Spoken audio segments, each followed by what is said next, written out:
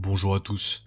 Petit disclaimer en début de cette vidéo, je voulais vous proposer une interview avec un de mes bons amis sur tout un tas de ses projets récents, mais malheureusement, j'ai essayé d'enregistrer ma voix autrement que d'habitude pour essayer de voir si je pouvais mieux l'enregistrer quand je faisais une interview. Malheureusement, vous allez vous rendre compte rapidement que ma voix grésille un petit peu. J'ai essayé d'atténuer ça le plus possible, avec des filtres adoucissants sur ma voix.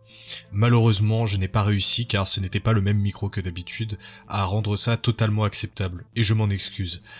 Donc voilà, j'espère que cela ne vous dérangera tout de même pas, afin que vous profitiez de tout ce qu'il a pu dire d'intéressant, mon invité d'aujourd'hui. Et voilà, encore toutes mes excuses pour la gêne occasionnée. Je ferai en sorte de régler le problème à partir de la prochaine interview. Voilà, j'espère que vous me pardonnerez, et je vous laisse avec l'interview. Merci. Bonjour à tous, aujourd'hui on se retrouve pour une petite interview que je vous avais parlé, c'est avec un de mes bons amis, c'est Maël, salut. Salut mec. Alors, comme je vous l'avais dit, c'est un joueur qui est intéressant parce qu'il est pas dans la même temporalité que moi ou Charlie de la dernière fois. Charlie c'est le joueur à l'ancienne, moi j'ai repris, mais il y a quelques années, etc. Mais j'avais déjà un peu de bouteille. Et en fait, lui c'est quelqu'un qui a commencé, il y a quoi, 5 ans, 4 ans, un truc comme ça? Ouais, en 21. Ouais, 2021, donc vous voyez, ça fait 5 ans aujourd'hui. Donc, et il a commencé de zéro, donc ça c'est assez intéressant. Et c'est un des rares qui a écouté nos conseils par ailleurs, parce que j'en connais qui n'ont pas écouté nos conseils, mais on y reviendra. Voilà, exactement. Du coup, première chose, voilà, comme il est de rigueur de le faire dans ce genre d'interview, c'est est-ce que tu peux te présenter ta carrière de hobbyiste en général, quoi, toutes les infos générales que tu peux nous donner sur comment t'as commencé. Est-ce que t'as fait des trucs avant de commencer, comment ça s'est passé, qu'est-ce qui t'a plu au début ou pas plu, etc. Et puis après on partira de là. Ouais, t'inquiète, bah du coup moi c'est Maël moi je suis un joueur principalement Mechanicus et Thousand Sons pour Heresy et 40k à la fois. J'ai aussi pas mal joué à Kill Team et ouais, comme l'a dit Bachar juste avant, ouais, moi, j'ai commencé à 5 ans avec des idées en tête bien précises dès le début. Ce qui fait que j'avais une vision un peu globale de ce que je voulais faire, ce qui m'a permis un peu de piloter mes projets pour orienter vers la vision que j'avais et de pas perdre trop de temps à un peu chercher ce que je voulais, chercher ce qui m'intéressait, et toujours dans l'optique d'avoir des armées jouables. Je suis pas trop, j'aime bien peindre, mais j'aime bien jouer aussi, donc c'est plutôt pour jouer à chaque fois la finalité.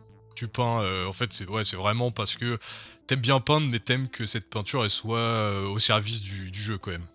C'est ça. Ouais. Bah, pour faire un petit détour juste là, c'est vrai que moi j'ai été beaucoup avant dans les Lego. Enfin, j'ai toujours eu beaucoup de Lego quand j'étais petit. J'adore ça, mais le problème c'est que les Lego, bah, tu le construis et une fois que tu as construit, bah voilà, ça reste de l'exposition ou autre. T'en fais pas grand chose entre guillemets. Alors que là, pour moi, l'intérêt vraiment du wargame, c'est que bah, derrière, tu as un vrai jeu, que tu joues avec des vraies personnes, et il y a toutes ces dimensions-là qui est, je trouve, ultra intéressante. Ouais, c'est multifacette. Moi aussi, j'avais beaucoup de Lego quand j'étais petit, et c'est vrai que moi, je trouve c'est intéressant cette façon dont la communauté Lego justement se met au wargame petit à petit. Ils inventent leur propre wargame Lego petit à petit. Des trucs non officiels, mais je connais des gens indirectement, notamment sur le serveur où je traîne, Ouais. qui bah du coup font des wargames Lego. Ouais, ça m'étonne pas. À un moment, j'avais un pote avec qui j'étais quasiment prêt à faire, en gros, transposer du Star Wars Légion en version Lego, mais bon, ça a jamais abouti, mais qui sait un jour. Ouais, en plus les Lego Star Wars, c'est vrai qu'ils sont cool. Tu peux faire plein de trucs avec les clone troopers et tout. Enfin, c'est vraiment sympa pour le coup. Et du coup, tu t'as dit que du coup au début, t'étais quelqu'un d'assez focus dès le début. Et c'est vrai que je m'en souviens. Parce que en fait, c'était quand on était à la fac ensemble et que bah plus ou moins, on a commencé à parler un peu de nos goûts et tout. Et puis il s'avère que voilà, moi j'étais un ancien joueur de Warhammer et puis toi t'avais un petit peu déjà le goût pour tu connaissais déjà comment dire, le hobby au moins de loin et tout, et ça t'intéressait. Et je me souviens très bien des premiers achats qu'on avait fait. T'avais acheté ton matériel de hobby de base. T'avais acheté la patrouille. Alors ça Ça s'appelait peut-être pas les patrouilles, c'était Start Collecting, je crois, à l'époque. Peut-être, ouais, mais il me semble que c'était déjà la Combat Patrol. Ouais. Mais possible, oui. Et du coup, t'avais acheté ça, et en fait, t'avais... moi et Charlie, on avait été impressionnés parce qu'en fait, juste avec la patrouille ou la Start Collecting de l'époque, enfin la boîte de base de l'époque, enfin t'avais vraiment été laser focus sur le truc et puis t'étais...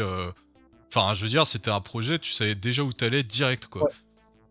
Ouais, mais là, je me permets, on va peut-être revenir un peu en avant encore même, avant même l'achat, Ouais, ouais. et pourquoi j'ai choisi ce thème-là du Mechanicus en particulier. À savoir que moi, j'ai toujours été à fond dans la science-fiction, à travers les films, les jeux et compagnie, surtout les jeux des années 2000, tout ce qui était les vieux FPS en mode arena shooter, ça là, Quake, Doom. Ouais. Toute cette culture-là que mon père m'a un peu transmis, entre guillemets. Et même après, j'ai eu des premiers contacts, comme je le dirais, avec Warhammer, un peu par-ci par-là, par période. Parce que moi, enfin, même quand j'étais petit, écoute, je voyais les gammes, dans les anciennes gammes de 40K, 7ème édition, assaut sur Black Reach, quand j'avais genre 7 ans, à Leclerc, j'étais en mode trop cool, quoi. Ouais, ouais, Sauf que c'est...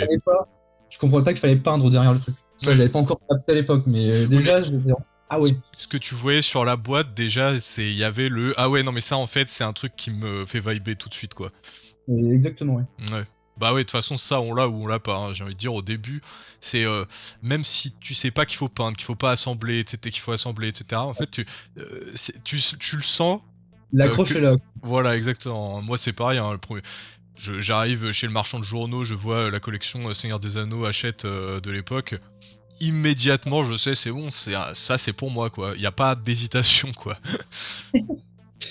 Ouais, et en plus, après, j'ai eu quelques accroches.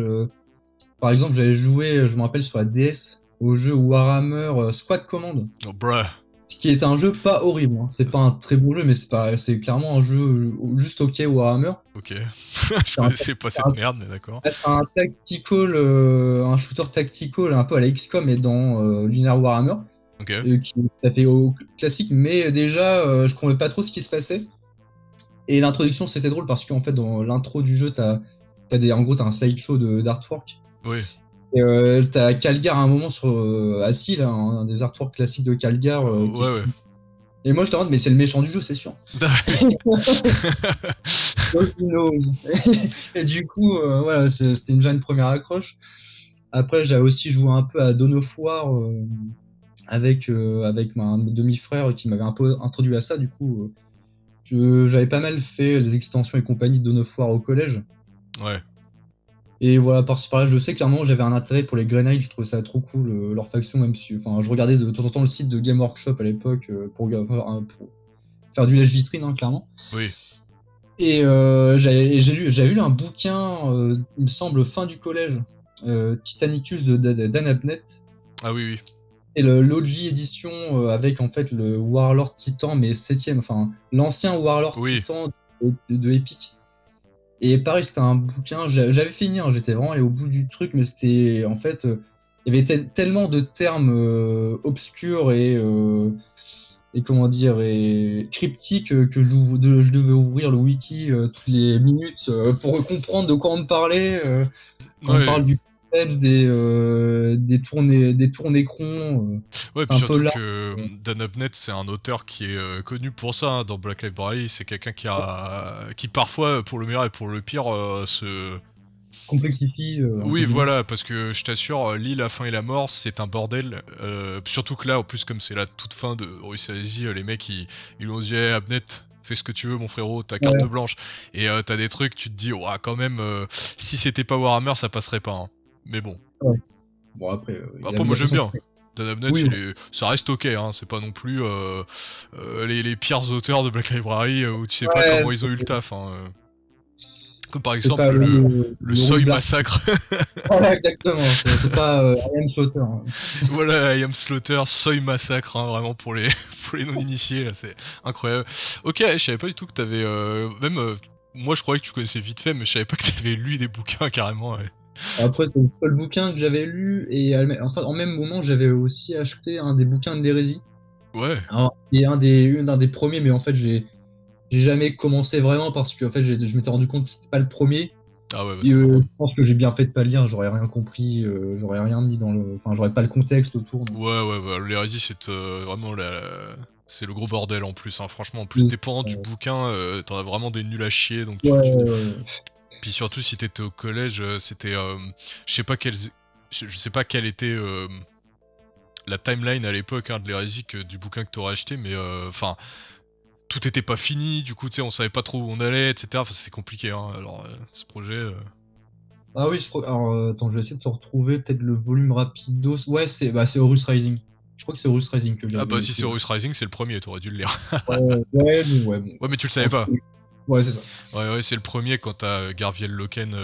C'est quand c'est pas la trahison encore. C'est la première trilogie, Horus Rising, les faux dieux et je sais plus quel est le troisième. Et en fait, ça c'est le tout début de l'hérésie. C'est les Luna Wolf qui sont récemment devenus les Sons of Horus et qui vont sur une planète qui s'appelle Meurtre. Voilà, très Warhammer. Hein. Et la planète massacre. Ouais, et c'est dans ce livre où justement Rogal Dorn dit que Sigismund a la diarrhée pour éviter le conflit diplomatique avec les Emperor Children, oui. D'accord, ok. Ouais, il dit il se sent pas bien. Pour éviter qu'il défonce Lucius en live, très très drôle. Non mais en plus c'est un des meilleurs bouquins de l'Horus Heresy, donc si jamais tu veux le retenter, Horus Rising c'est un bon livre actuellement. Ok, bah, puis Loken il est toujours sympa, enfin c'est un OG, le perso est cool. Et du coup, donc t'avais fait tout ça et là on arrive au moment où tu as fait ton achat. Et pourquoi le Mechanicus du coup? Pourquoi est-ce que tu allais te mettre dans cette merde? Déjà en fait je me rappelle on avait fait un appel avec toi et Charlie. Ouais. Où on parlait justement de quelle faction je pourrais jouer. Et quelles idées m'intéressaient en termes d'esthétique, de jeu entre guillemets. Ouais.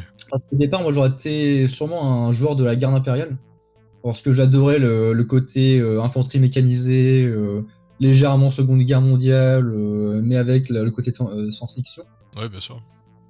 Et je me rappelle, je crois que c'était Charlie justement qui m'avait dit, sinon t'as le Mechanicus aussi, c'est un peu similaire. Et j'avais été du coup voir la gamme et tout, et gros coup de cœur quoi. Et surtout que c'était à l'époque où elle avait été un peu refaite la gamme. Ouais, c'était une continuation, enfin ils continuaient à sortir des kits. Ouais. Et ce qui m'avait vraiment plu, c'était en fait, en gros, les grosses factions entre guillemets de Warhammer, c'est reprend des clichés de science-fiction un peu généraux que tout le monde connaît quoi. Donc t'as les tyrannides, c'est l'esthétique de Diggers dans Alien. Bien sûr.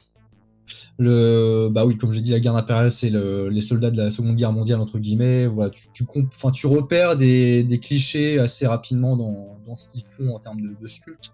Et t'as repéré quoi dans la garde impériale, dans les Mechanicum du coup parce que... Justement, là je vois le Mechanicus et là je dis mais c'est, enfin, là pour le coup le truc est, enfin je n'ai pas d'équivalent en tête de à quoi ça pourrait correspondre ailleurs quoi. Léonard de Vinci in Space peut-être. Ouais.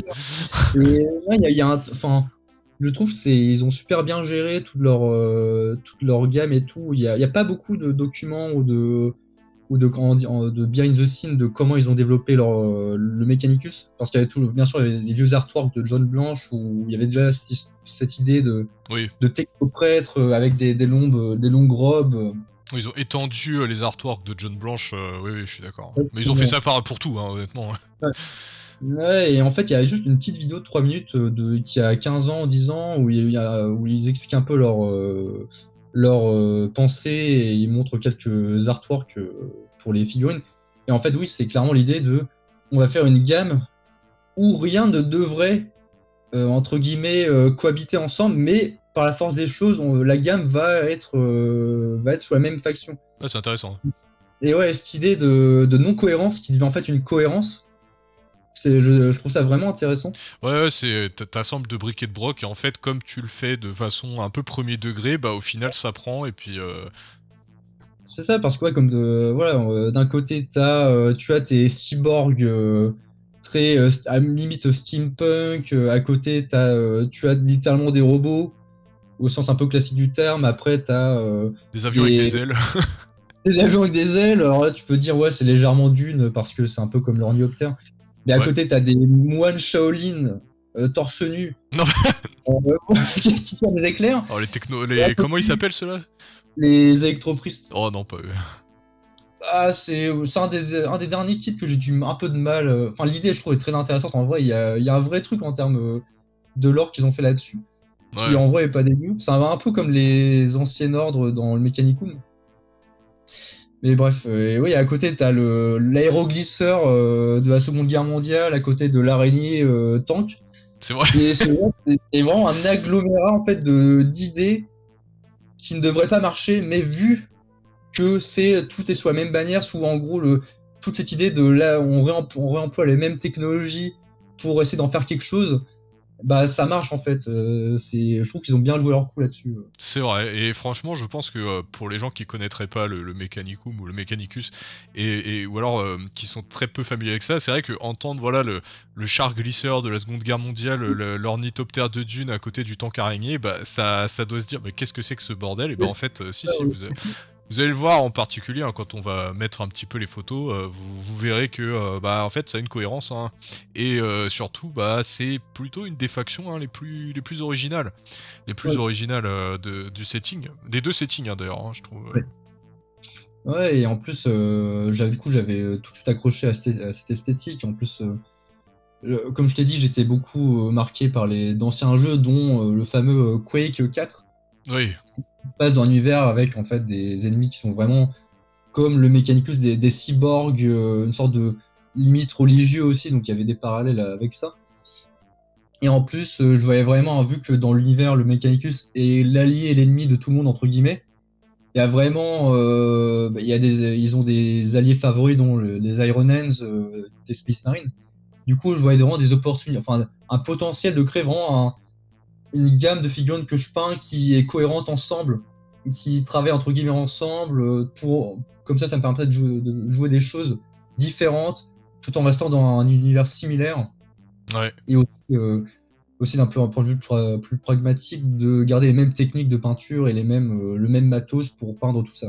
C'est vrai, bah, de toute façon ça on va y revenir un petit peu plus tard sur comment t'as étendu ta gamme. Mais du coup bah parlons un petit peu du coup de ton Mechanicus à toi vu que c'est ta plus grosse faction aujourd'hui. Est-ce que tu peux commencer parce que au départ nous quand on a joué c'était alors toute fin de la V8 Ouais. début V9 pour toi. Du coup, c'était vraiment le Mechanicus, l'Adeptus Mechanicus hein, de 40k hein, à l'époque, d'accord. Et c'était juste avant, on était en 2021, c'était juste avant la release de 2022 de Horus Heresy V2, hein. Ouais, Et c'est ça. surtout, à l'époque, même s'ils avaient dit à partir de 2022 que oui, il y aurait peut-être sans doute des kits en plastique qui passeraient du côté du Mechanicus, etc.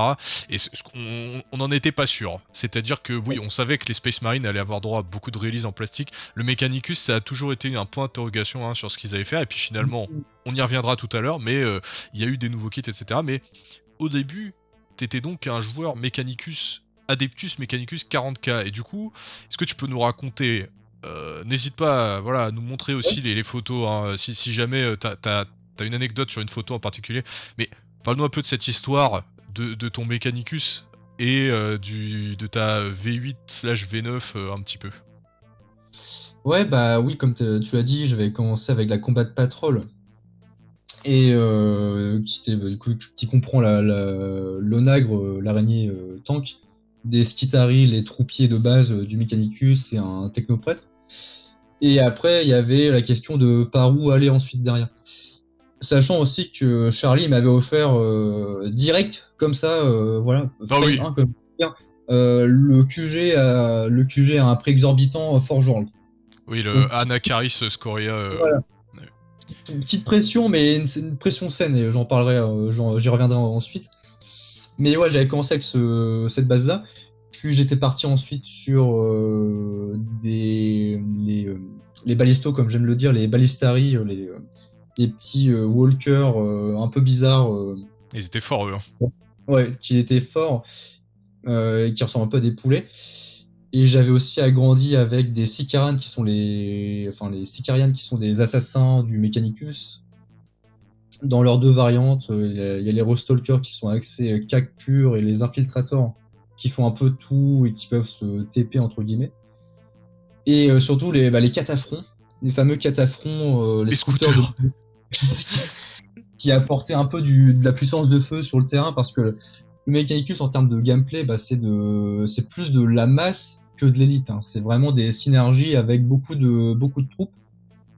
Et en fait, en V9, je voulais pas maximiser, mais entre guillemets, je voulais quand même avoir beaucoup de troupes parce que c'était plus intéressant déjà en termes de synergie avec les technoprêtres et l'infanterie. Et en plus, le rule set, en fait, du Mechanicus fait que tu as envie de jouer des troupes.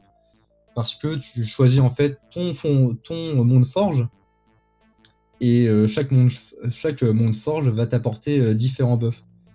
Et en fait, moi j'ai surtout joué le monde forge de Mars, le classique, parce qu'en fait c'était le plus intéressant, parce que vu que Bachar lui jouait des choses quand même plus élites que moi. Les custos. Ouais, bah oui, voilà. j'avais besoin de quand même pouvoir faire un minimum de dégâts. Et le monde forge de Mars c'était intéressant parce que il donnait déjà accès à une règle importante, les quantiques, à tous les Skitarii, donc l'infanterie. Et en plus, il y avait un stratagème qui donnait accès à beaucoup de blessures mortelles sur des tirs. Donc moi j'avais surtout joué ça. Et oui, ce qui était intéressant contre les custos à l'époque. Oui, ouais, exactement. Et je me rappelle de la fameuse partie sur TTS où j'avais pas wipe, mais j'avais counter 5 mecs qui ont vécu pendant 10 000 ans avec des carabines au plomb. Ah bah avec tu sais, il n'y a pas de petite victoire, hein, c'est très bien. C'est ça exactement. Ouais, non, bah écoute, t'as dit que t'avais commencé du coup par le monde forge de Mars parce que c'était un Ouais. peu l'entrée générique, hein, parce que en V9 souvent toutes les armées avaient différentes formations, hein, des détachements un peu particuliers. Donc par exemple moi je vous avais parlé de mes custodiens, voilà, qui avaient été joués gardien des ombres pendant un moment, mais que j'avais fini par rejouer élu de l'empereur, hein, qui est l'host de base. Bah, le groupe de base du Mechanicus, c'est bien sûr le monde forge de Mars.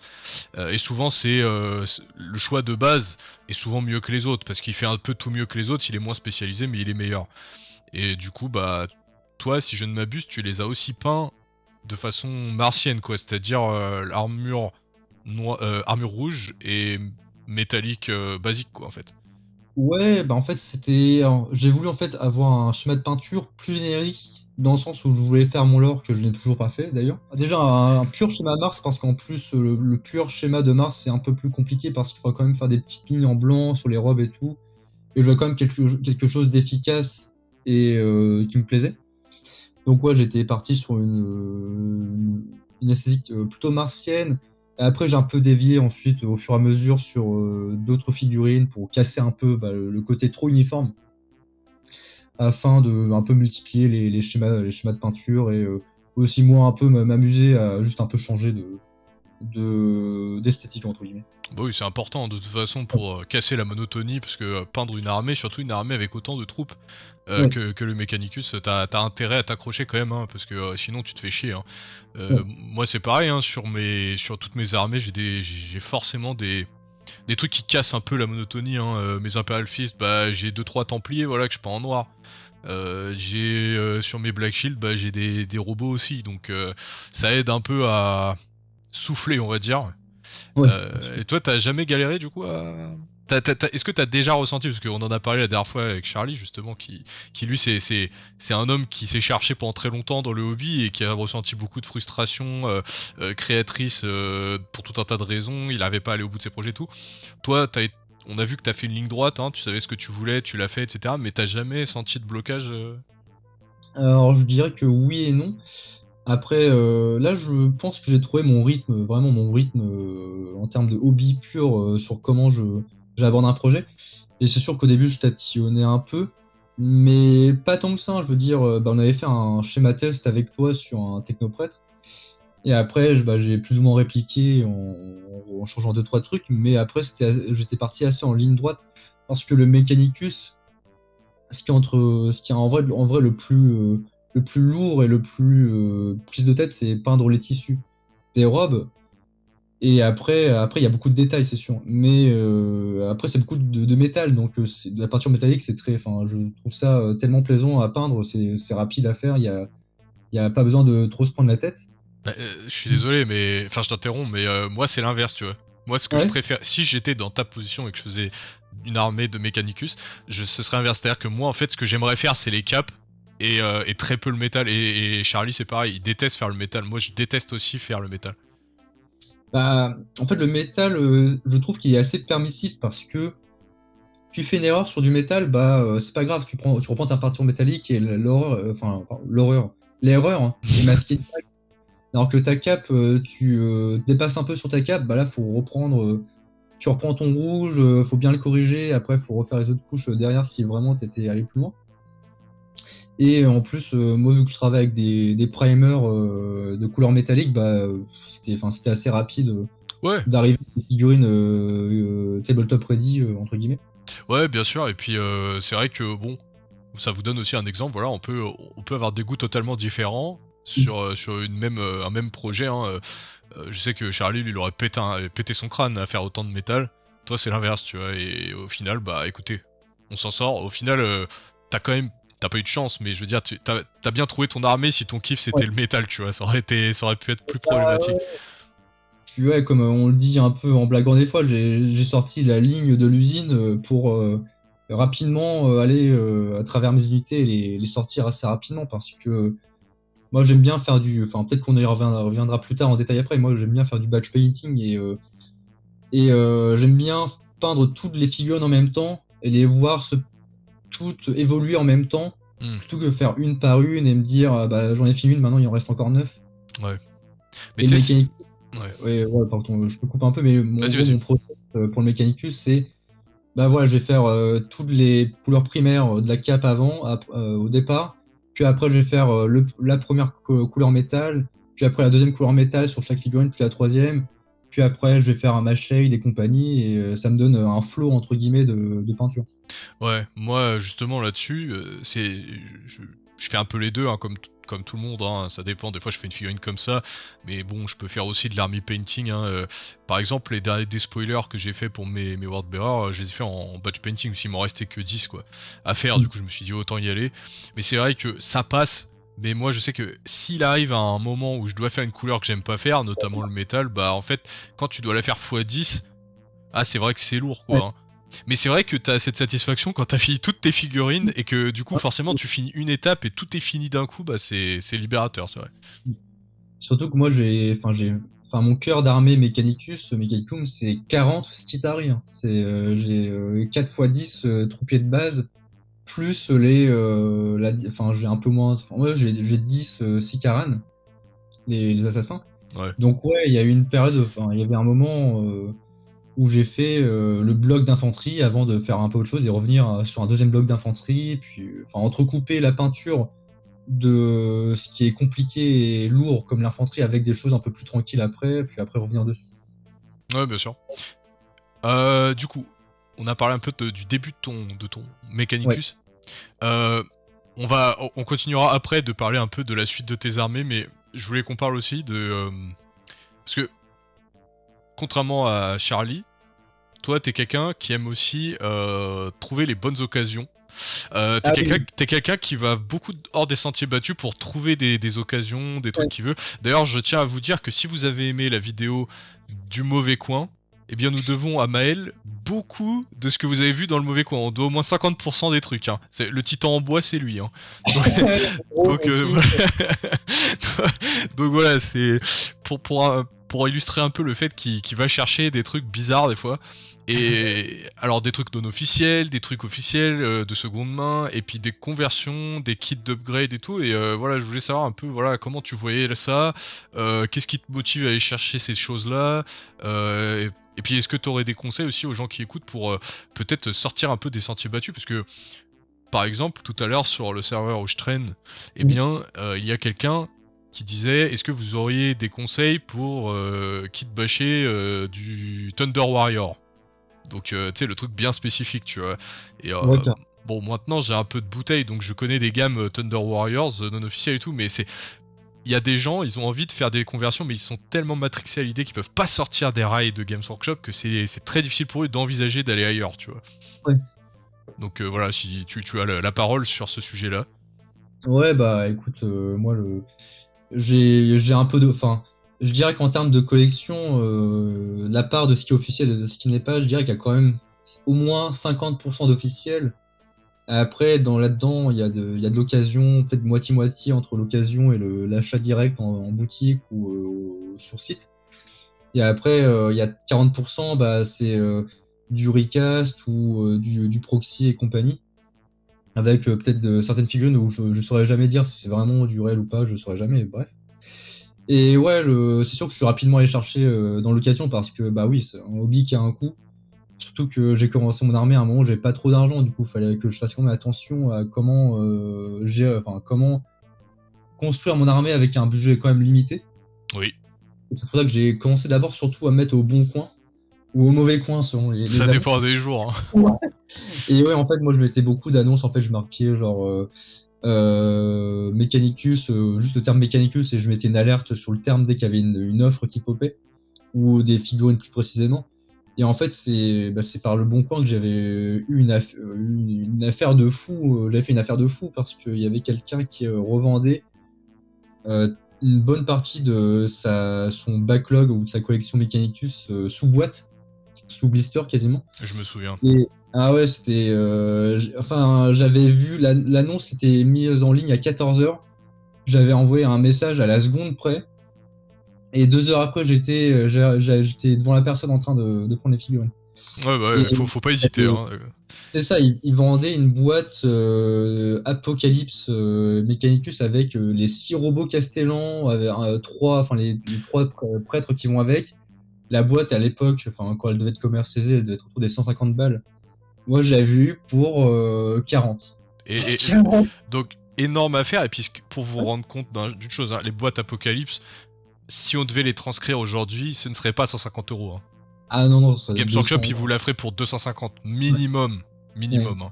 Minimum. Une boîte Apocalypse, ça correspond plus ou moins à ce que vous trouvez dans une énorme boîte de début d'édition du style Indomitus, Léviathan, Age of Darkness, Saturn 9. Et encore, c'est peut-être même plus gros que ça. Hein. Donc, c'était les reliques un peu de l'âge sombre de la technologie et que toi, t'as chopé en réduc de fou. Parce que 2 robots Castellan, c'est 60€ de base. Hein. Oui. En fait, des cataphrons pour 10€ ou 20€, plus des Skitari. Enfin, vraiment, en fait, j'avais vu pour 1000 points d'armée 80€. Ouais, donc c'était. Et puis surtout qu'il faut bien comprendre, les gars. 1000 points d'armée Mechanicus, c'est pas 1000 points d'armée de Custodes. Hein. C'est beaucoup d'achats, hein, 1000 points d'armée de Mechanicus, parce qu'il y a beaucoup de troupes, comme on vous l'a dit, qui coûtent pas cher en points. Ouais, bah tes Skitari, ça commence à 90 points. Ouais, et 90 points, les combien? Les 10? Oui, voilà. Donc en fait, vous avez, pour moins cher que 5 Space Marines, 10 petits dudes. Donc ça veut dire quand même que, déjà, faut peindre, et puis surtout, faut acheter. Hein. C'est pas une armée facile à... Donc là, vraiment, ouais, c'est vrai que je me souviens qu'à l'époque, quand t'avais acheté ce lot, t'étais content parce que tu t'es dit, en fait, je n'ai plus rien besoin d'acheter, à part uniquement 2-3 petits trucs qui me font plaisir au moment où ça me fera plaisir. Mais genre, au niveau de mes troupes de base et de mes robots de base, je suis set for life, quoi. Ah oui, non, j'étais totalement refait. En plus, c'est vraiment, ça complétait l'achat du début avec les petites autruches que j'avais pris à côté. Et là, déjà, j'avais un cœur d'armée solide, entre guillemets, pour 40k. Ah oui. Non, c'était excellent, ça. C'est ça, et en fait, je continuais toujours à garder ces alertes actives. Et c'est comme ça que j'ai trouvé les 2 robots Forge World, les Thanatar à 60€, les deux. Ouais, vous vous rendez pas compte, les gars. Vous vous rendez pas compte de ce qu'il est en train de dire, mais là, on est sur une occasion encore plus rare et plus en or encore. Hein. C'est des robots qui n'existent quasiment plus, qui sont extrêmement durs à trouver. Et à ce prix-là, vous ne les trouvez pas, tout simplement. Oui, maintenant ça a été plastifié, mais là je fais juste un tout petit détour pour parler de la gamme 30K très brièvement là. Mais on en reparlera quand même un peu après, mais vas-y. Mais en fait, j'avais aussi l'idée dans mon projet d'acheter des modèles de 30K parce que ils sont trop cool quoi. Pourquoi s'en priver quoi. C'est vrai, justement, j'avais une question là-dessus, mais bon, puisque tu fais le parallèle, autant la poser maintenant. Donc, on a fait un switch, en tout cas dans notre groupe de potes, en 2023, oui 2023 c'est ça, suite à la sortie de la V10. qui n'a pas été très concluant pour moi, et puis je me suis dit voilà on va essayer Horus Heresy, etc. Puis au final ça a bien accroché. Donc toi ce qui était bien c'est que comme t'avais une armée Mechanicus, bah c'était plus ou moins des choses que tu pouvais proxy par rapport à des troupes de Horus Heresy, puisque même si les modèles sont pas tout à fait les mêmes, on pouvait facilement les proxy. Et du coup je voulais savoir, on parlera un petit peu de l'histoire de ça, mais déjà question très simple, c'est il y a souvent un grand schisme qui est fait entre le Mechanicus et le Mechanicum en termes de vibe et esthétique et tout. Et moi je me souviens très bien de la communauté Mechanicus 40K qui est en PLS depuis 1 an et demi, parce que eux quand ils reçoivent un sniper avec des jambes de Inspector Gadget, bah t'as le Mechanicum de 30K qui reçoit tous les robots les plus stylés du monde en masse. Donc voilà ton avis sur ces deux gammes. En fait, il y a 5 ans, la situation n'était pas la même. En fait, il y a 5 ans, les gens attendaient toujours en fait des nouvelles de la fameuse histoire de Fire of Syraxus, qui était un projet de la personne décédée à Forge World pour en fait rajouter la gamme 30K dans 40K. Et il y avait je savais pas. des artworks officiels de mélange des deux gammes. Donc t'avais les armes interdites avec des Skitarii et compagnie. En fait, il y avait un projet qui devait aboutir un peu comme les armures Compendium de l'époque, mais vu que la personne est décédée entre-temps, en fait, ça n'est jamais sorti. C'était Alan Bly ? Ouais, voilà, c'était lui. Ah, je savais pas qu'il faisait ça. Ok, très bien. Ouais, du coup, il y avait cette frustration, j'imagine, dans la communauté, et du coup, les gens avaient fait un peu étaient dans l'attente, et moi, je savais qu'il y avait ça, et je me suis dit, bon, bah, ça fait tellement longtemps, ils vont jamais le faire, quoi. Il y aura jamais de gamme plastifiée, Mechanicum ou autre, il y aura jamais de fusion des gammes. Et du coup, je voulais quand même avoir les modèles parce que, ils sont très cool. Moi, j'avais cette idée déjà un peu à l'époque, oui, d'avoir une armée transverse pour un peu tout, quoi, pour pouvoir jouer en 40K. Et là, je savais pas à l'époque que j'allais jouer à 30K, mais si jamais on se mettait à 30K, de pouvoir y participer. Et en plus, comme je te l'ai dit, le Mechanicus, c'est une gamme où l'esthétique, c'est qu'il n'y a pas de règles, en fait. Tu peux un peu ajouter tout n'importe quoi, enfin, pas n'importe quoi, mais c'est le côté non harmonieux et ce qui fait le Mechanicus. Du coup, je trouve que c'était une très bonne idée de rajouter des proxys en fait d'autres modèles du Mechanicum 30K dans mon projet. Et bah, je suis totalement d'accord avec toi, parce que bon, moi, honnêtement, à titre personnel, je préfère l'esthétique 30K en termes de Mechanicus, hein, mais je respecte tout à fait celle de 40K, et ce qui est intéressant, c'est que, bah, tu l'as sans doute vu, c'était en fin d'année dernière, les Skitarii sont finalement 30Kisés. On a des Skitarii 30K maintenant qui ont des sortes de capes là. Oui. Donc au final, en fait, c'est plus ou moins embrassé. Hein. C'est comme les deux gammes custodiennes là qu'on va se payer, la Legio et l'Adeptus, qui seront des gammes en fait. Et eux-mêmes ils le disent. Hein. Dans leur blog post, Games Workshop, ils le disent. Ils disent les gars, mélangez vos gammes, hein, c'est bon, c'est fait pour ça. Donc même eux, plutôt chill, donc ça c'est plutôt bien, et effectivement, mais en fait je voulais que ça serve de leçon un petit peu aux gens un petit peu coincés du cul, je dis pas méchamment, mais encore une fois c'est des gens qui sont matrixés, et souvent qu'on entendait se plaindre, c'est-à-dire ah mais non mais c'est pas possible, les joueurs Horus Heresy ils ont des modèles trop cool, nous on a rien machin, mais les gars achetez-les les modèles, mais mettez-les sur des socles de taille que vous voulez faire pour un proxy, et jouez-les, qu'est-ce qui vous empêche d'avoir vos robots stylés, achetez-les. Aussi, pour revenir à qu'est-ce que je préfère en fait entre les deux gammes, en fait. Alors là, je sais que je pense que mon opinion va pas beaucoup plaire, mais j'aime beaucoup la gamme 30K, je la trouve vraiment chouette. Enfin, moi j'aime beaucoup 30K. Enfin, je vais continuer à acheter du 30K et compagnie pour Heresy et compagnie. Mais l'idée de 40K est un peu pas supérieure, mais un peu plus permet plus de choses, je trouve.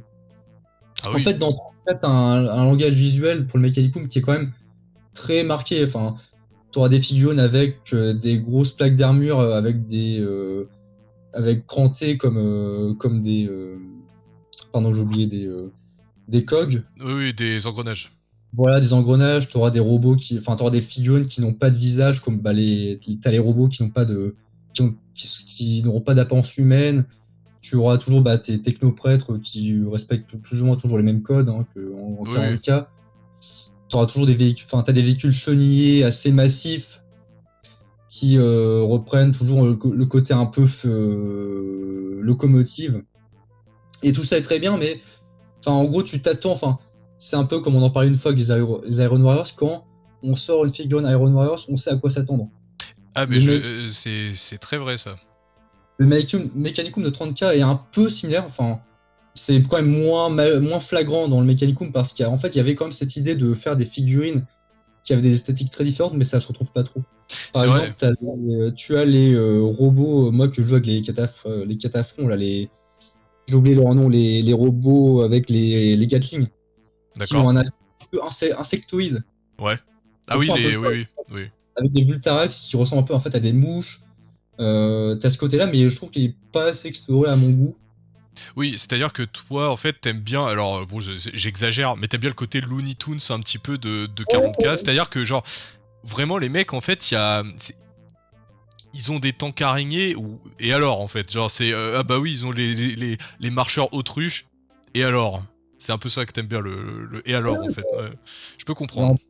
Et en plus, aussi pour renforcer l'idée que j'avais envie d'intégrer du 30K, c'est qu'en fait, les Skitarii, tu l'as dit, ils ont sorti des Skitarii qui ressemblaient, mais en fait, il y avait déjà des vrais Skitarii dans 30K qui sont les Securati. Ouais, les Securati qui reposaient sur le kit plastique 40K. Oui. Et qui du coup étaient les vrais modèles 30K, sauf qu'en fait, c'était pas une unité que tu jouais globalement en tant que Lean, c'était très compliqué de les intégrer dans ton armée pour les jouer. Et je me disais autant moi combiner les deux puis jouer ce que je veux à ma sauce. Et en fait, pour revenir au robot Thanatar que j'avais trouvé sur le bon coin, bah c'était des figurines. Bah, en fait, je les ai mis sur un socle rond pour pouvoir les jouer en proxy d'Armiger. D'Armiger, du coup, de petit Imperial Knight. C'est ça, voilà. Je me dis comme ça, j'ai joué. Et du coup, je les avais joués avec toi directement en tant qu'Armiger. Et aussi, du coup, je me disais comme ça pour Hérésie, si jamais, bah voilà, ils sont là. Ouais, exactement. Et vous voyez, nous, on joue entre potes. Et lui, il a mis un socle un peu ovale pour faire son Armiger. Mais est-ce que moi, je vais aller lui casser les bonbons pour un socle qui est à peu près de la même taille, mais pas exactement de la même forme, s'il veut les jouer en Thanatar? Bah non, c'est bon, on est là pour s'amuser. Hein. Et je suis d'accord avec toi, du coup, que c'est vrai que, maintenant que tu le dis, moi j'aime le côté, voilà, sérieux et efficace de la gamme 30K, parce que je sais pas, c'est un peu plus mon délire, mais c'est vrai que la gamme 40K, je suis d'accord avec toi, elle est plus unique, ça c'est vrai, elle est plus unique, ouais. Et bah faites des mélanges des deux, moi j'ai envie de dire, pourquoi pas. Et un peu, en fait, mes robots castellans sont un peu l'apothéose entre guillemets de cette idée, parce qu'en fait mes robots castellans là, vu que moi j'aime pas, pour le coup je n'aime vraiment pas l'esthétique, la tête surtout des robots en 40K, bah je les ai kitbashés pour avoir un rendu plus 30K avec des grosses épaules, ouais. Qui pour l'anecdote sont en fait juste des visages de Castellan, mais que j'ai du coup modifié avec du green stuff. Et j'aurais mis des têtes de crâne au niveau de la taille comme dans le modèle 30K pour avoir comme une ressemblance. Ouais, c'est vrai que moi je me souviens que les Castellans, l'espèce de tête de Among Us, c'est vrai que c'est pas... c'est compliqué, ouais. Mais c'est facile à changer, pour le coup, ça... c'est juste tu changes la pièce et puis c'est bon, ou alors tu la modifies légèrement, et comme elle est grosse, ça va. Ok, très bien. Bon, ceci étant dit, on a continué du coup de jouer avec toi à Horus Heresy en particulier, on a fait un petit peu de Kill Team aussi de temps en temps, et bah du coup avant de parler de Kill Team, on parlera ça peut-être à la fin, parce que comme c'est un jeu un peu à part, mais du coup sur 30K, t'as continué du coup à développer ton hobby en quittant le Mechanicus et le Mechanicum, et en commençant un petit peu du Space Marine. Est-ce que tu nous parles un peu de ça, s'il te plaît? Oui, du coup, j'avais depuis ce début cette vision, déjà pour le Mechanicus, d'avoir du Space Marine en tant qu'allié avec les Iron Hands. Et en fait, à un moment, j'étais assez avancé dans le projet Mechanicus pour me dire, on va peut-être commencer à réfléchir à une deuxième armée pour changer de style et aussi de technique, parce que mon Mechanicus, j'avais bien pris, j'avais de bonnes bases pour le peindre. Et j'avais envie d'avoir un projet où je fais d'autres choses que ce que j'ai fait sur le Mechanicus. Surtout l'utilisation de peinture contraste qui m'intéressait beaucoup, mais je voulais pas intégrer ça au Mechanicus pour pas casser l'esthétique globale. Ouais. Et du coup, bah, je me suis dit, bah, en fait, c'est ça que moi, j'aime bien aussi réfléchir en termes de qu'est-ce que je pourrais faire pour pas que ça se ressemble trop à ce que j'ai fait avant. Et là, en fait, j'avais fait une armée rouge, globalement rouge. Et du coup, je me dis, ouais, il faudrait une couleur inverse ou vraiment opposée de ce que j'ai fait avec le Mechanicus. Et là, je saurais plus dire pourquoi je suis arrivé à ce cheminement, mais j'ai vu les Thousand Suns et je me suis dit, ok, là, il y a un truc à faire là, parce que c'est une faction qui est totalement opposée pour le coup. Hein. C'est en termes d'esthétique, là, on part dans la magie pure. Je te laisse regarder l'artwork de la V9 du Codex TS, mais on est dans des couleurs cristallines, pétantes, vraiment très saturées, qui changent beaucoup de ce que j'avais peint avant. Et du coup, j'ai eu un gros déclic sur eux. Et du coup, j'ai commencé à acheter des figurines TS. Je crois que tu m'avais aussi passé des rubriques à l'époque. C'était pas les miens, je pense, ça devait être les vieux de Charlie, je pense, qui devaient avoir une boîte ou quelque chose comme ça. Ouais, du coup, qui m'ont permis de tester un peu quel schéma je voulais faire parce que j'étais pas fixé sur quoi faire. Ouais. Parce que toi, ce qui te plaisait, c'est toi, il faut quand même le dire, les Thousand Sun 30K pur, c'est pas ce que tu préfères. Toi, tu préfères le côté égyptien rubrique de 40K. Hein. Exactement. Et en fait, un peu aussi comme l'idée du Mechanicus d'avoir une armée transverse pour les modes de jeu, bah, je me dis les TS, c'est encore plus pour moi transverse que le Mechanicus, même si j'abuse un peu, mais en fait, les modèles de 30K propres au TS sont parfaits. Enfin, ne nécessitent même pas de kit bash pour moi ou de petits ajouts pour que ça choque pas trop au niveau esthétique parce que les TS de 30K sont tellement ornés de symboles et compagnie qu'il y a pas, c'est pas flagrant de mélanger les gammes. Ouais. Et c'est vrai qu'on parlait beaucoup, et c'est vrai que vous me disiez beaucoup, ouais, le rouge, le TS, il est vachement beau et tout, et je suis d'accord, il est vachement beau, mais j'ai pas envie de refaire une armée rouge. Ah bah oui. Du coup, voilà, donc c'était mort. Et en plus, aussi, comme je l'ai dit aussi, je me voyais pas faire une armée pure 30K TS, parce que pour moi, je ne veux pas jouer des sorciers avec des tanks. Je peux pas dire, je vais sortir Azek Harriman qui te lance des éclairs spatio-temporels à côté d'un lance-missile, quoi. Oui, et en fait, d'ailleurs, je sais pas si vous vous souvenez du rapport de bataille, pseudo-rapport de bataille que j'avais sorti à un moment sur la chaîne, avec justement les Thousand Sun rubrique, donc post-Prospero dans Horus Heresy, du coup, et ben en fait c'est ceux de Maël. Du coup, il a été celui qui jouait les Thousand Sun à ce moment-là.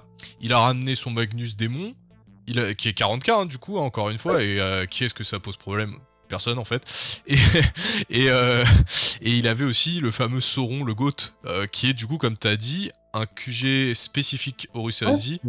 Mais le Librarian 30K Thousand Sun spécial, et franchement, tu l'as peint spécifiquement en noir, t'avais inversé ton schéma en fait de base, et en fait il s'intègre bien parce qu'il se remarque tout de suite, mais comme tu l'as dit, les ornementations font que il reste dans le même délire que les rubriques au final. Ouais, parce que les modèles 30K, bah, ça va être le Dreadnought Osirion que j'adore, les robots Castellax que je n'ai pas appris, mais on en parlera après.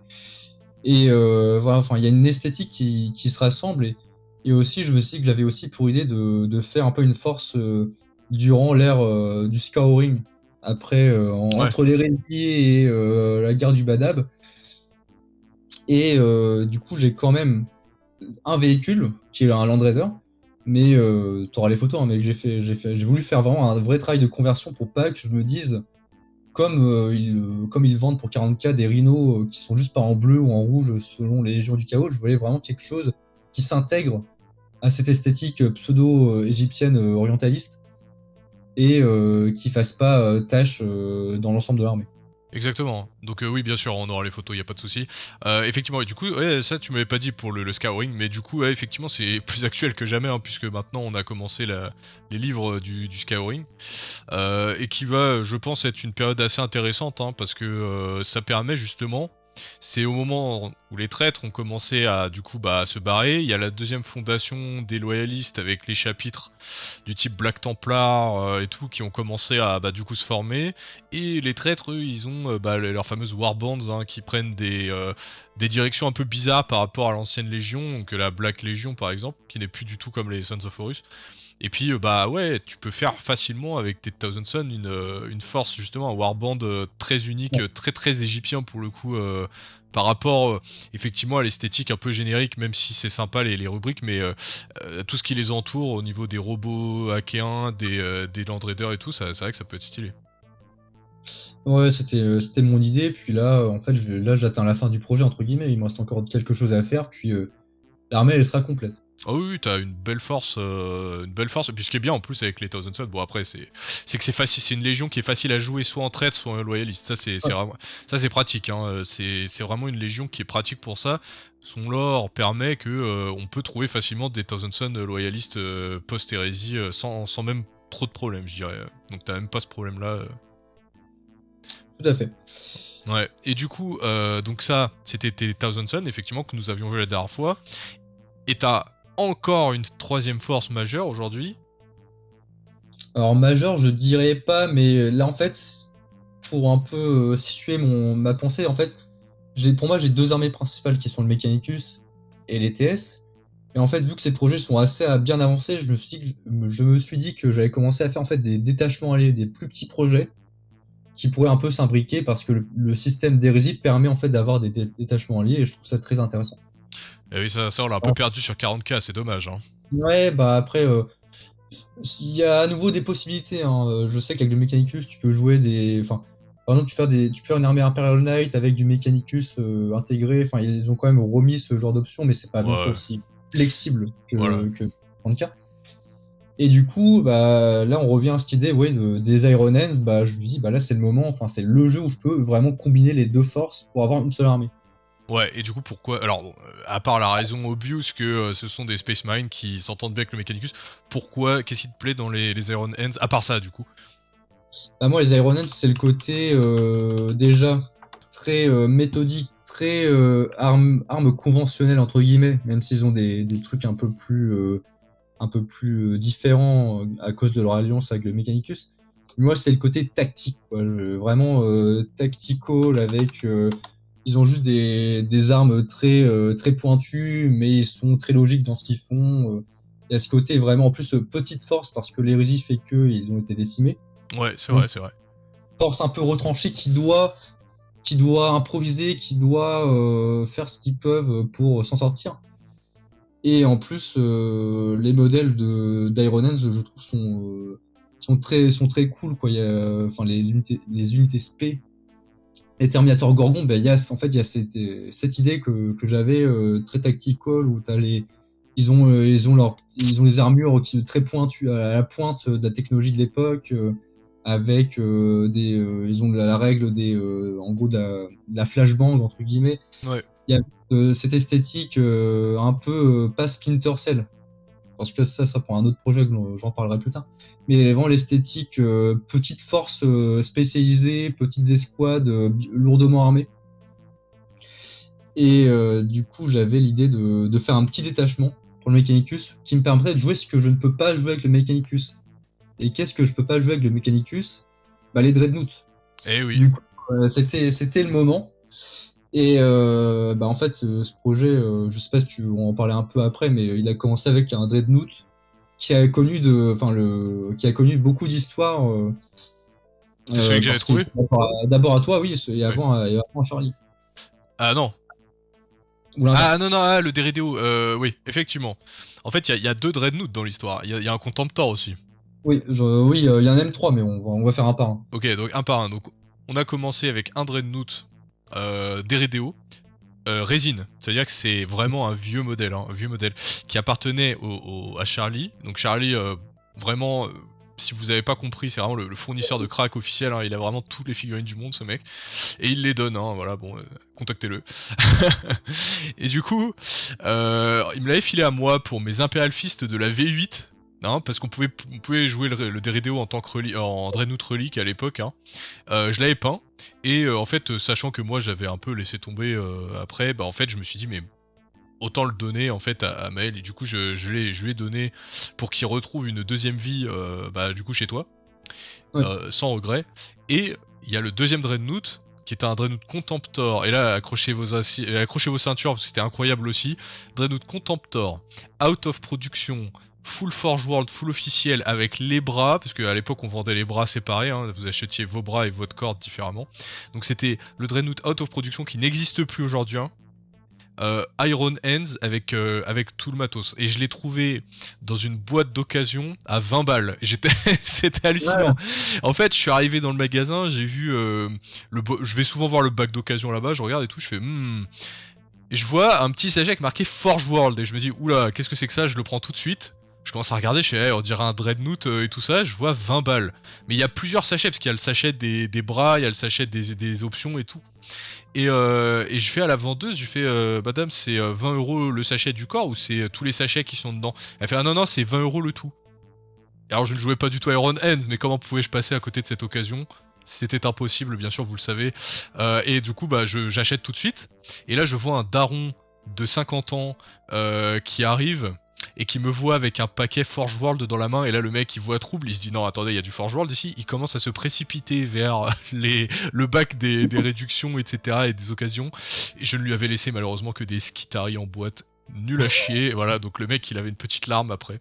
Et du coup ce Dreadnought il est resté à côté de moi pendant un moment, parce que je l'avais pris parce que c'était une occasion, je ne jouais pas à ça. Puis en fait quand toi t'as commencé ta Force Iron Hands, je me suis dit mais en fait juste je n'ai pas de raison de garder ce Dreadnought, genre autant le peindre, le peindre, le mettre en valeur. Et puis je regardais un peu comment tu faisais tes socles, pardon. Je regardais un petit peu comment tu faisais tes socles, donc j'ai fait une imitation grossière, mais je crois que tu l'as resoclé un peu mieux après, et je te l'ai filé. Faudra que tu me renvoies la photo de ce bad boy, parce que je l'ai plutôt, je l'ai plutôt bien réussi. J'avais refait un peu le schéma Forge World de l'époque. Ouais. Et du coup, toi, t'as eu un troisième Dreadnought, tu as dit? Ouais, bah j'ai le Libro qu'on appelle le Castraferum. Ah oui, le boîte. Un achat un peu nostalgique, comme je t'ai dit, j'avais été beaucoup marqué par les vieux modèles à l'époque. Et en fait, je voulais faire une force vraiment, une mini-force très élite. Je t'envoie une illustration là, mais Ouais. avec ce côté vraiment Spec Ops un peu lourdement armé, avec du kit bashing entre guillemets, parce que je voulais aussi sortir de la pure esthétique Iron Hands et un peu amplifier leur côté survie en mettant des plaques de blindage renforcées comme sur des tanks et compagnie. Et du coup, j'ai fait ça avec des Dreadnoughts. Et après, vu qu'on peut le faire en V2, bah en fait, j'ai fait une très petite force avec juste des Terminators et un QG et des Dreadnoughts en fait. Là, je vais faire des ajouts plus tard. Et peut-être qu'on parlera plus tard de ce que je vais faire pour le futur. Mais voilà, c'était vraiment une toute petite force avec une idée en tête et exécutée comme je voulais. C'est ça, et en fait, au final, l'idée que t'as eue sur tes Iron Hands n'est ni plus ni moins qu'une variante de l'idée que moi j'ai eue pour faire mes Black Shield, c'est-à-dire une force purement élite. On n'est pas obligé d'en avoir une aussi grosse que ma force de Black Shield, mais c'est une idée purement élite de mecs qui survivent et qui ont des armements de fortune ou d'infortune suivant les moments, etc. Et puis full kit bash. Et vous voyez que du coup c'est possible de faire, si vous voulez, un projet plus vaste comme moi, parce que moi j'ai plus de 3000 points aujourd'hui de Black Shield, mais vous voyez que Maël, lui, il est capable de faire une petite force extrêmement élite qui peut aligner soit pour une petite partie à faible coût en points, soit en allier avec ses autres forces. Du coup, en fait, il s'est fait plaisir en faisant des conversions et tout, et puis il l'intègre à sa narration globale, quoi. Ouais. Vous n'êtes pas obligé de... Excuse-moi, je finis juste là-dessus. Vous n'êtes pas obligé, de commit 2000-3000 points à chaque projet. Vous pouvez aussi faire des petits trucs, en fait. Vas-y, excuse-moi. C'est ça, ouais, j'avais aussi été beaucoup inspiré, je t'enverrai la photo plus tard, Oui. par un Kratos ultra customisé par quelqu'un vraiment en mode vraiment tank, on dirait vraiment un tank russe T90 mais pour Hérésie. Et j'étais en mode mais il faut que je fasse quelque chose comme ça, quoi, c'est juste trop cool. C'est vrai. En gros, ça m'avait inspiré pour acheter de nouvelles peintures. Et moi je regarde beaucoup la chaîne. Je vais te redire le nom, c'est Night Shift. Ok. Une chaîne de hobby qui est axée plutôt le modélisme classique. mais il donne des conseils que je trouve excellents en termes de véhicules, enfin de comment peindre des véhicules de manière un peu vraiment rustique ou avec beaucoup de weathering. Et c'est pour ça que j'ai commencé à prendre des washes à l'Enamel et compagnie. Vraiment, il a fait un tank. D'ailleurs, il a peint récemment un Sicaran de 30K à sa sauce. Et très Ouais. intéressant, je le conseille. Ouais, je mettrai quelques petites images de cette chaîne comme ça pendant que tu parles, les gens ils verront. Et pour continuer sur cette idée de petits projets, en fait, j'ai répliqué cette idée-là après pour les TS. Parce qu'en fait, les TS, c'est une armée en 34 qui a des règles qui favorisent certaines choses. En fait, c'est beaucoup d'infanterie, c'est des unités assez élites qui vont lancer des sortilèges. Mais du coup, elle n'est pas non plus très polyvalente comme force.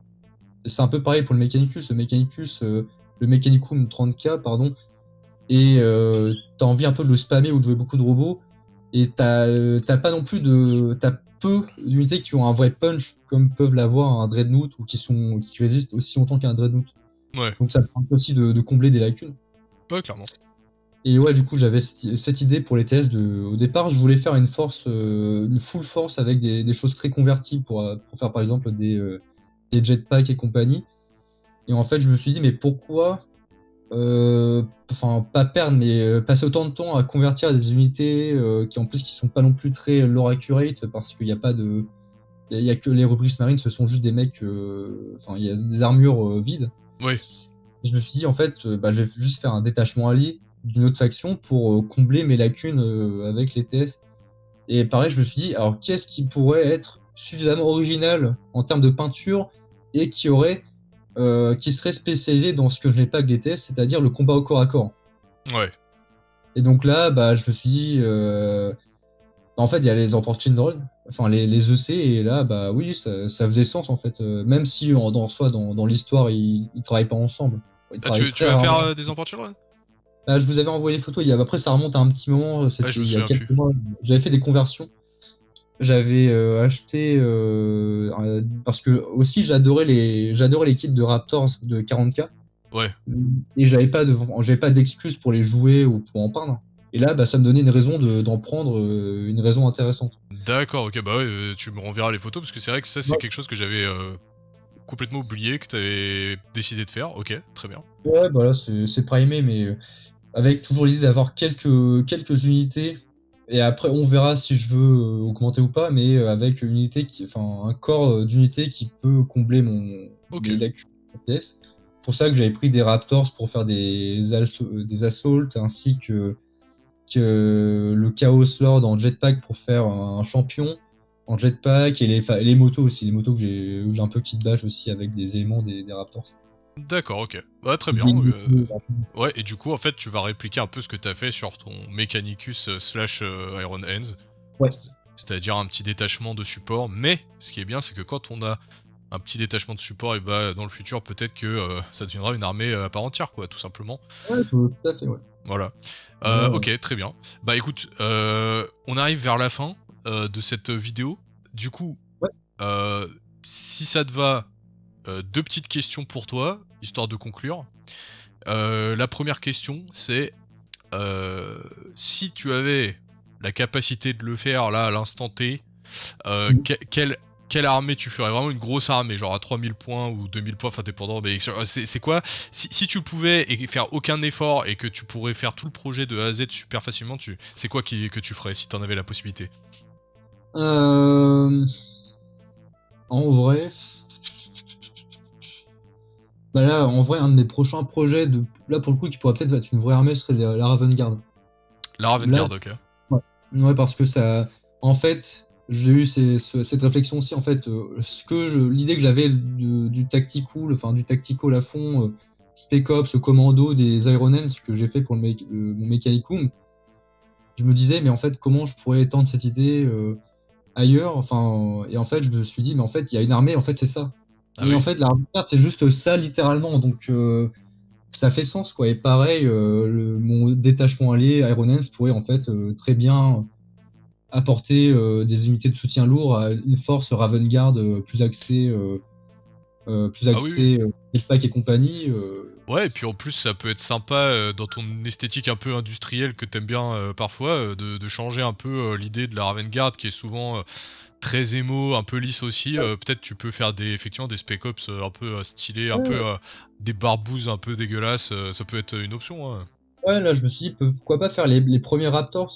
Parce que les Raptors de 40K, le chapitre, bah, ce sont des vétérans à Ravengard de l'hérésie qui ont fondé ce chapitre ouais, par la suite. Et qui est aujourd'hui un des chapitres successeurs les plus populaires, au point que Games Workshop maintenant ils font des trucs Raptor. On sait pas pourquoi, mais c'est bon, pour le mieux hein, après. Hein. Moi j'aime bien les Raptors pour le coup. Ouais. Ok, très bien. Donc dans le futur, on verra peut-être du Ravengard, très bien. D'ailleurs, je te conseille, hein, renseigne-toi aussi sur l'Alpha Légion, pas pour la jouer, mais ça pourra te donner des idées de conversion et peut-être des idées d'unité, puisque c'est un peu les deux mêmes légions, c'est-à-dire c'est des unités infiltrées, sniper.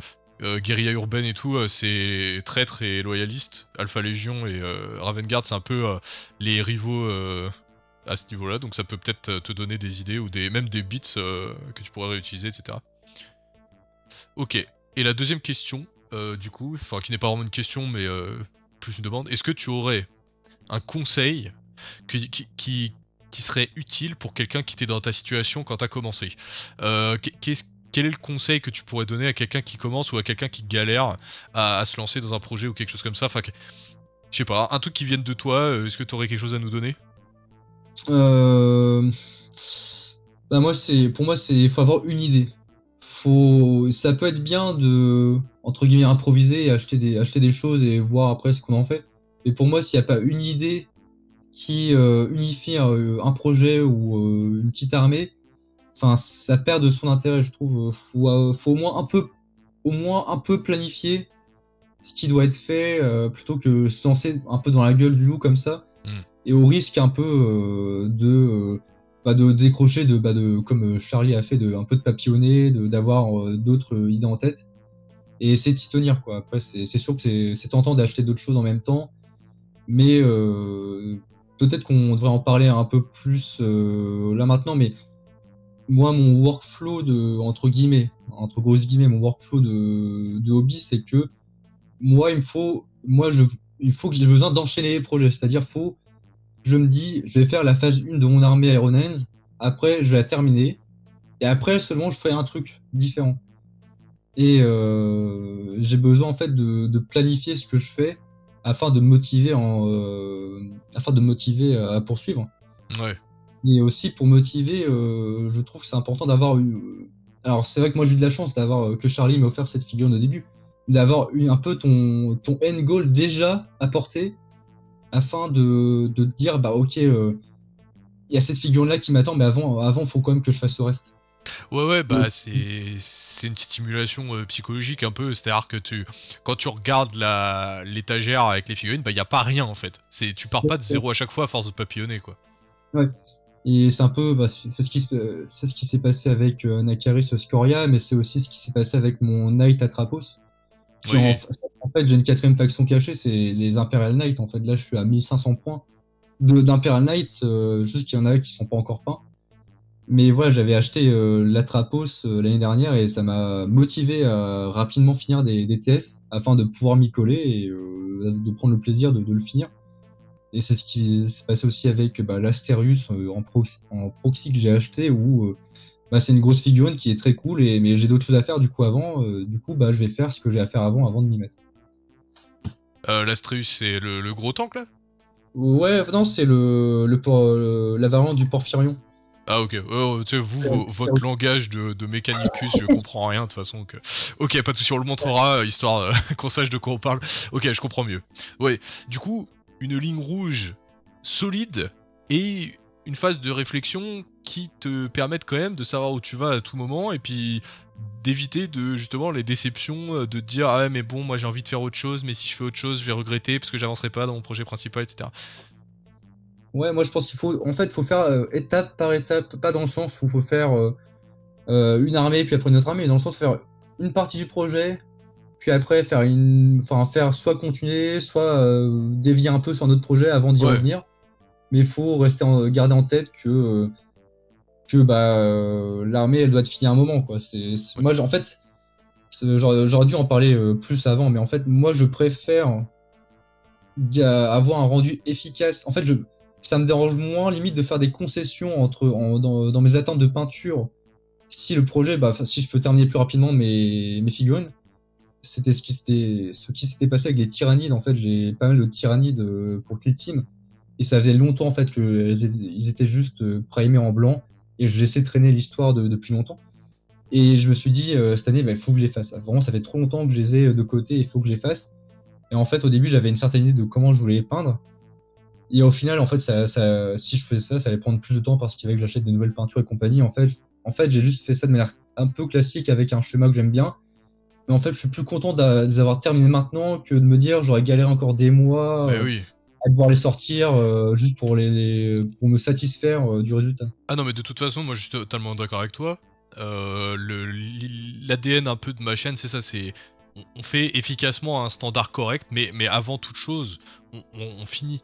Parce que vous préfériez avoir une armée qui n'est jamais finie avec 2-3 figues que vous peignez en un an qui sont magnifiques, mais l'armée n'est jamais finie, ou préférez avoir une armée finie au bout d'un moment? C'est ça la question. Est-ce que vous préférez jouer avec des figurines grises, ou vous préférez jouer avec de l'army painting qui est efficace et correct, mais qui n'est pas du golden demon sur chaque figue?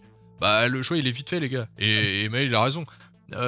Et t'inquiète, si t'en as pas parlé autant que tu voulais, de toute façon, on te retrouvera dès que tu as quelque chose à dire, hein, tu as micro ouvert sur la chaîne. On pourra même, pourquoi pas, faire une vidéo spécifique sur un sujet qui te tient à cœur, comme par exemple comment on fait un projet. J'en ai déjà parlé, mais ça vaut toujours le coup d'avoir différentes opinions et différents points de vue, hein, donc y a pas de souci. Tu pourras revenir quand tu veux. Là on est obligé de finir parce que ça fait plus d'1h10. Oui. Donc il faut quand même que la vidéo soit digérable. Mais en tout cas, excellent, c'était très sympa d'être venu. Moi, j'attends juste que tu m'envoies les photos de tes différentes troupes pour que je les ajoute au montage et que les gens puissent voir tes belles armées. Parce que quand Maël dit je fais des concessions, bah vous verrez qu'en fait les concessions qu'il fait n'empêchent pas à ces armées d'être stylées, hein. Vous allez voir avec toutes les photos qu'on a pris, ces armées, oui, individuellement, c'est peut-être pas des Golden Demon, mais par contre, quand elles sont les unes à côté des autres et que vous voyez 40 figurines finies, et bah moi je peux vous le dire, c'est beaucoup plus stylé, et j'ai pas honte de le dire. Il a certaines armées, lui, qui ont une cohésion d'ensemble, qui sont bien au-dessus que de certains projets que j'ai pu avoir dans le passé, qui, moi, malheureusement, je n'étais pas aussi focus que lui. Enfin bon, on en reparlera une autre fois. Ça marche. Ouais, carrément. Super, ok, bah écoute, je te remercie d'être venu. Merci à toi. Prends soin de toi, et puis comme je t'ai dit, on se revoit très bientôt. Allez, ciao les gars, prenez soin de vous, adieu.